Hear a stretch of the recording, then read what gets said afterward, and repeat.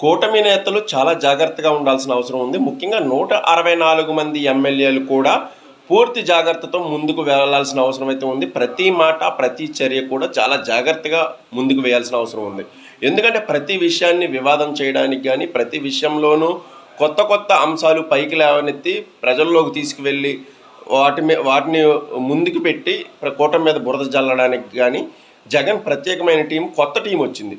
దీనికి సంబంధించి గతంలో ఉన్న టీం బాధ్యతలు కాకుండా కొత్త టీంని, అలాగే పూర్తి స్థాయి పార్టీ వ్యవహారాల్లో సలహాదారులుగా కూడా జగన్ కొత్త వ్యక్తులను అయితే నియమించుకున్నారు.